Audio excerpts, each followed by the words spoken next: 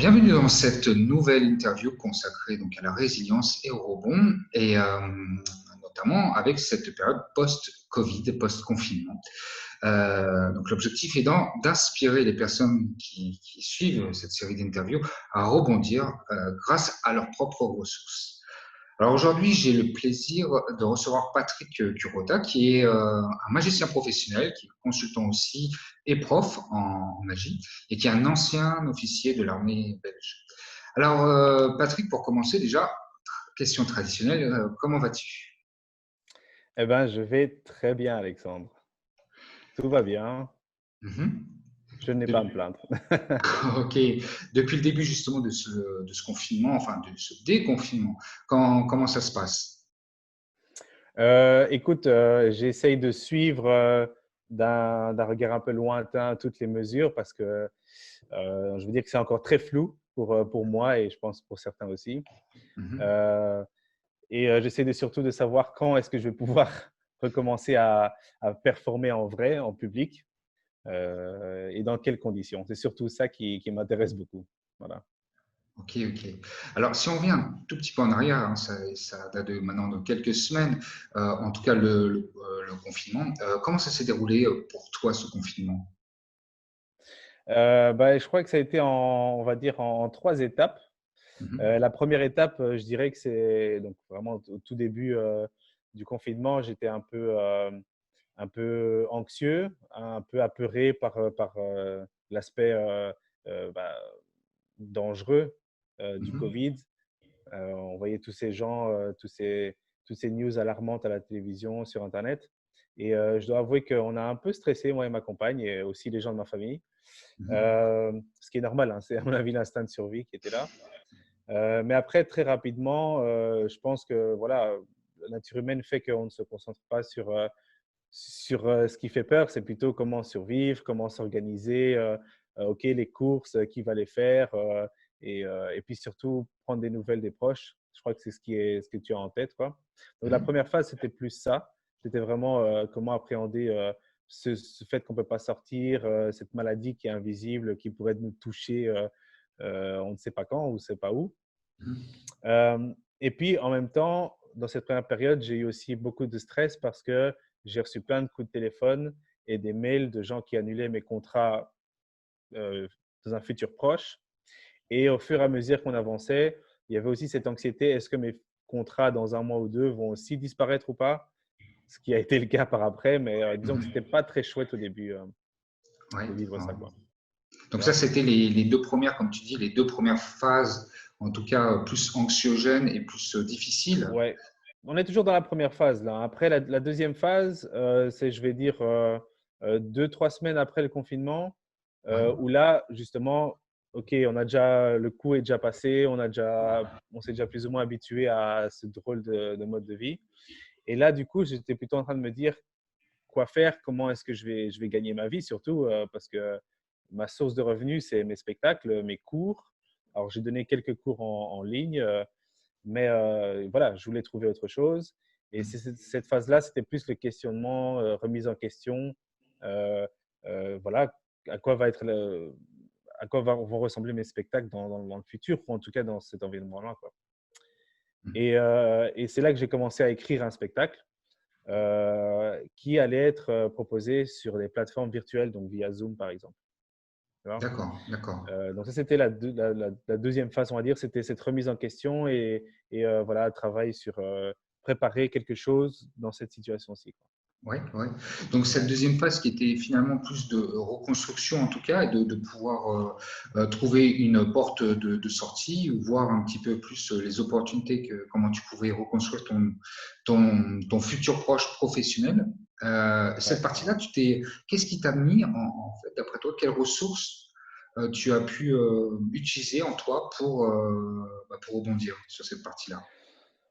Bon, déjà, je pense qu'on se bouge un peu plus quand on est un peu dos au mur, c'est-à-dire, Mhm, voilà, la situation était telle que c'était soit de trouver quelque chose ou ne rien avoir comme rentrée d'argent.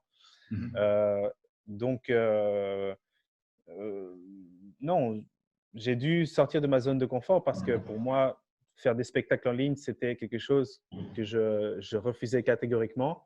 parce que moi, j'ai besoin de ce contact vivant et humain pour pouvoir présenter ma magie et me nourrir des réactions des gens et tout ça. Donc, ça me faisait un peu peur. C'était vraiment clairement hors de ma zone de confort. Et, euh, et en fait, ce qui m'a aidé, c'est déjà d'imaginer pour moi quel serait le show idéal que moi, en tant que spectateur, j'aimerais voir. Et la deuxième chose, c'est que j'ai vu des magiciens, des collègues professionnels que je connaissais ou pas, mais je les ai suivis sur les réseaux sociaux et euh, très peu, mais certains ont aussi franchi le pas de faire des spectacles en ligne. Et, euh, et du coup, ça m'a un peu motivé aussi de me dire, OK, si lui, il le fait, c'est qu'il doit y avoir une façon de le faire ou d'une autre. Et je suis parti dans cette idée-là, quoi. Alors, c'est comme tu dis, en fait, en tout cas, tu t'es inspiré, tu as pris un peu le tour autour de toi, tu t'es rapproché de magiciens que tu connaissais ou pas, d'ailleurs, via les réseaux sociaux, entre autres. En tout cas, ça t'a donné l'inspiration pour toi-même, c'est ça, à nouveau créer quelque chose ou le faire dans un environnement différent. Ouais, ouais, ouais. Tout à fait. Et alors, évidemment, en tant qu'artiste, je ne suis pas. Allez, j'essaie de trouver un moyen d'exprimer mes idées. Et en fait, ça a été assez facile de créer ce show parce que c'était un peu comme une sorte de, pas de thérapie, mais c'était un peu ma façon d'appréhender les choses dans ce confinement, en fait. Donc, une partie du spectacle, c'est vraiment une partie de moi et de mes réflexions. Et s'est transmis dans le spectacle, en fait. Donc, Mhm. certains numéros parlent un peu d'une façon dont j'appréhende les choses, de ma philosophie, et de mon mindset pendant ce confinement. Et c'est pour ça que je suis assez content d'avoir fait ce show parce que, de un, je suis sorti de ma zone de confort, mais en plus de ça, j'ai pu encore une fois m'exprimer de façon honnête et authentique à travers ma magie, quoi. Mhm. Donc, tes ressources, justement, là, pour le coup, c'était ton authenticité, en tout cas, d'exposer ton authenticité aussi, d'exposer ta sensibilité, en tout cas, alors, c'est vrai que Patrick, on se connaît bien, et vis-à-vis tu m'as montré d'ailleurs, hein, j'ai pu voir ton show que tu avais, que tu as fait, et c'est vraiment très intéressant dans ce que tu as fait parce que et c'est pour ça que je suis content aussi de t'avoir dans cette interview, parce que tu as mis quelque chose, à la fois tu t'es inspiré, comme tu expliquais tout à l'heure, d'autres personnes pour pouvoir rebondir et pour pouvoir présenter des spectacles de magie via Zoom, entre autres. Mais en plus de ça, tu as puisé aussi dans ta propre créativité, c'est aussi dans ta propre ressource et dans ta propre donc ton authenticité, comme tu disais. Mais voilà, pour faire quelque chose qui parlait de toi, hein, c'est ça, c'est finalement, tu as pris des forces, des ressources intérieures, internes. Oui, exactement. Euh, ce n'est pas un spectacle à propos de moi, loin de là d'ailleurs. On va Mhm. dire que ça touche plusieurs thèmes différents, mais un des thèmes, vu que le show s'appelle À travers le miroir, c'est un des thèmes qui est abordé dans Alice au Pays des Merveilles, l'œuvre de Lewis Carroll. Euh, et je ne parle pas de moi du tout, mais disons que certains numéros, allez, comme je l'ai dit, laissent un peu sous-entendre un petit message que j'aimerais faire passer aux spectateurs, qui est ce que je crois vraiment, que je crois profondément, quoi. Mhm. C'est vraiment des valeurs auxquelles je tiens, que j'essaie de transmettre via certains numéros de mon show. Donc, tu t'es servi, oui, de ton authenticité, de ce que tu as en toi, hein. C'est ça vraiment et Bien comme tu dis, sûr, bien sûr. Mhm. sans, Je pense sans... que Vas-y, Vas-y. excuse-moi. Ça a Non, coupé, non, je vas-y. disais, je pense que ce n'était pas réfléchi. Je me suis pas dit, je vais prendre ce show comme, voilà, une sorte de thérapie ou quoi que ce soit, mais c'est venu un peu naturellement, en fait. Je me suis dit, tiens, qu'est-ce que je voudrais dire aux gens qui me regardent en ce moment, justement, en cette période très difficile pour tout le monde? Qu'est-ce que je voudrais dire qui pourrait leur faire se sentir mieux? Parce que, euh, allez, j'aimerais qu'à la fin de mes spectacles, les gens repartent un peu plus heureux qu'avant. Donc, avec des nouvelles perspectives, avec un message qui leur a fait du bien. Euh, voilà, j'essaie de construire mes spectacles de façon à ce que les gens ressortent un peu. un peu plus heureux, simplement. Pas meilleur qu'avant, je veux dire pas meilleur, une meilleure version d'eux-mêmes, mais au moins une version plus heureuse d'eux-mêmes. Mhm, mhm. Ça, justement, c'est un des sens que tu as. C'est ça qui t'a permis aussi de t'orienter, de donner un objectif aussi précis à ton projet que tu as créé via Zoom. En tout cas, c'est quelque chose qui t'a aidé à construire ce projet. Euh, En fait, cette idée est là tout le temps parce que ce métier, je le fais entre autres pour justement donner allez, mettre des étoiles dans les yeux des gens, leur montrer une réalité merveilleuse et fantastique. Donc, c'est présent dans tout mon travail et dans tous les spectacles que je fais, en ligne ou en vrai. Mhm, Donc, en fait, c'était normal pour moi de créer un show pour que les gens se sentent mieux aussi, hein. C'est le mhm, but. C'est le but. mhm, Que les gens s'échappent un peu de cette triste réalité pendant mon spectacle. mhm. Et alors, quand tu as commencé justement à faire tes premiers essais, en tout cas tes premiers spectacles via Zoom, qu'est-ce que tu as ressenti après ça? Euh, D'abord, pas mal de stress parce que Ouais. c'est une nouvelle situation, donc on ne sait pas trop comment Mhm. ça va se passer. J'ai aussi senti un sentiment très étrange d'interagir avec les gens, mais via un écran, comme on le fait maintenant.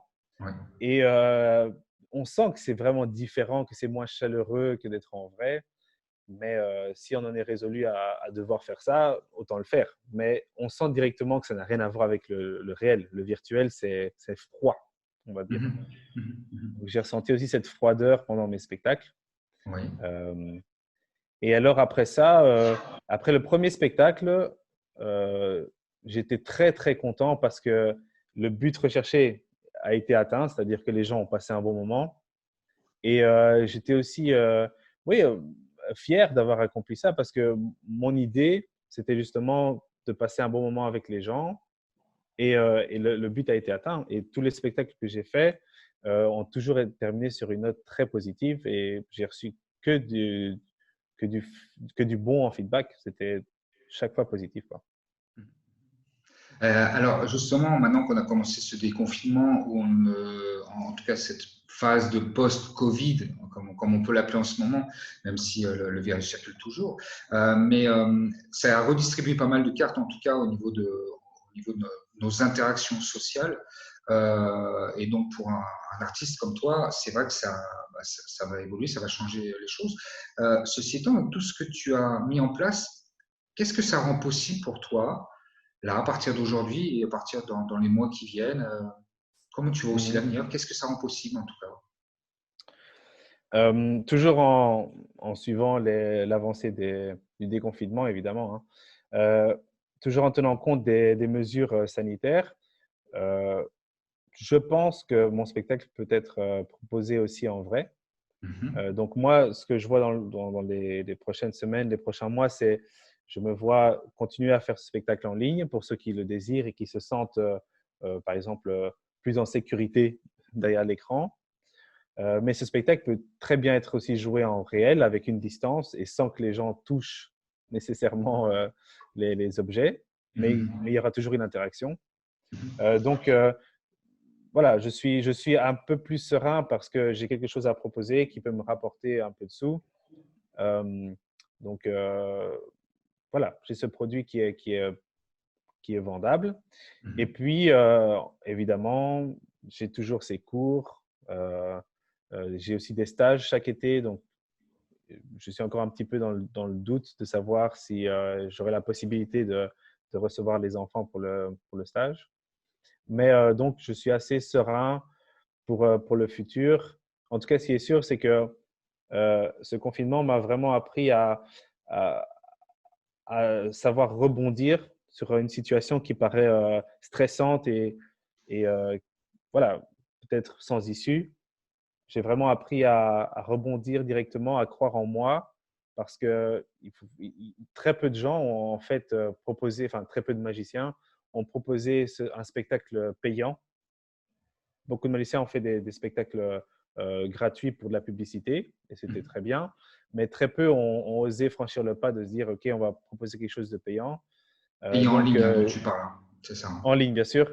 Mhm. Donc, voilà, je fais partie de très peu de cette catégorie, de cette petite catégorie de magiciens qui ont franchi le pas. Ce qui fait que, encore une fois, ça booste aussi un peu ma confiance parce que je me dis, je n'ai pas besoin d'avoir le feedback de plein de gens pour me lancer dans quelque chose auquel je crois. Mhm. Donc, ça rend aussi, ça, ça, ça a aussi augmenté ma confiance en moi-même encore un peu plus, quoi. Ok, ok.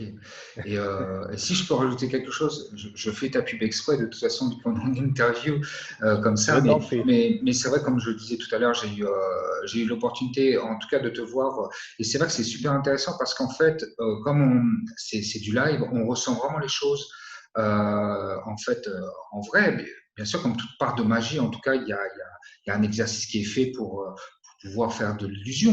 Mais ce qui est très intéressant, c'est qu'on sait que c'est grâce au talent du magicien à ce moment-là, on est embarqué dans l'histoire, on est embarqué dans ce qui se déroule, et ça a tout son impact, à titre personnel en tout cas, et c'est vraiment un impact comme si on voyait dans des grandes émissions de télé aussi sur la magie, comme il y a aux États-Unis. On ressent aussi quand même toute la magie qui traverse justement cet écran. Donc c'est vrai que je témoigne là en tant que juste spectateur, c'est vraiment très intéressant. Patrick, Ah, on arrive à merci. la fin de cette interview. En fait, j'avais une dernière question qui est un peu habituelle dans ces interviews. C'est pour finir, est-ce que tu aurais alors, une phrase, un conseil ou toute autre chose pour partager avec nous? Mhm. Ben, j'en ai plein, mais si je devais choisir qu'une seule chose, ben, je vais reprendre un petit passage de mon spectacle. Euh, et en fait, c'est un passage de Alice au Pays des Merveilles, lorsque Alice est perdue dans un bois, dans la forêt de Tolgi, et elle rencontre notamment le chat dedans. Mais à un moment, elle arrive devant un grand arbre et il y a un embranchement. Et à droite, c'est pour aller vers la maison du Chapelier Fou, à gauche, vers la maison du Lièvre de Mars. Et elle décide de prendre à droite. Et donc, elle arrive devant la maison du Chapelier Fou. Mais ce qui est drôle, c'est que si elle avait pris l'autre chemin, par la gauche, elle serait arrivée dans la même maison, mais par une autre porte. Okay, donc, en fait, peu importe le chemin, elle serait arrivée à la bonne destination. Et c'est ça que je voudrais dire pour terminer, c'est que si à un moment, vous êtes euh, dans une situation où vous avez l'impression d'être bloqué, où vous avez peur de prendre une certaine décision, ben, pensez à Alice. Je pense que le mauvais choix, c'est de rien faire et de rester sur place, tandis que le bon choix, c'est de prendre un chemin, de commencer quelque chose et de ne pas avoir peur parce que de toute façon, chaque chemin mènera à la bonne destination, quoi qu'il se passe, quoi. Oh. Donc, voilà. Très très belle métaphore en tout cas. Merci beaucoup Patrick hein, pour cette interview. Juste avant de partir, au fait, j'avais une question. Est-ce que tu peux nous faire justement un petit tour de magie? Écoute, c'est pas vraiment un tour, mais c'est plus une expérience. On va voir si ça va marcher. Ça va marcher. Je vais juste baisser un Ok. peu. Est-ce que Ouais. tu vois bien le tapis? Oui. Ouais. Alexandre, j'aimerais que tu imagines que toutes tes peurs sont réunies dans ces quatre cartes. Euh, Mhm. Bien qu'elles se ressemblent toutes, Mhm. euh, tes peurs sont représentées par les quatre jokers. D'accord? Mhm. Et quand on a peur de quelque chose, on peut se retrouver un peu même hypnotisé, c'est-à-dire que notre réalité va être conditionnée, elle va être oui, influencée par nos peurs. Dis-moi, Alexandre, qu'est-ce que tu vois ici Un joker. un joker, c'est un peu ce que je craignais. Et ici? Pareil, hein. Oui, et la troisième? Identique. Et dis-moi, celle-là aussi, tu vois un joker ou pas? Ouais. Ah, euh, c'est assez drôle parce que, encore une fois, tu es conditionné par ta peur, tu es omnibulé par quelque chose, tu vois. Mais si je te dis qu'en fait, il n'y a rien à craindre et qu'en amour, tout va bien se passer, Ouais. que tu vas rester prospère dans tes affaires, que ta santé va être au top, et même cette carte que tu étais sûr d'avoir vue étant un joker, c'est en fait la carte de chance. Et en réalité, Il n'y a rien à craindre. Tu l'as caché sous le tapis, non? Écoute, je t'inviterai bien chez moi si tu veux. Mais non, non. Ça a toujours été les 4 As. Ok, super. Donc, il faut se méfier de ce qu'on voit, finalement. Ou de ce qu'on De ce croit qu'on voit et voir. de ce qu'on ressent. Ok. Ça, c'est sur la perception, mais ce sera un sujet d'une autre fois. Bon, merci beaucoup, Patrick, en tout cas, pour tout ça. Vraiment, vraiment impressionnant aussi. Et puis, merci pour cette interview, en tout cas, très riche. Merci. De rien. Merci à toi, Alexandre.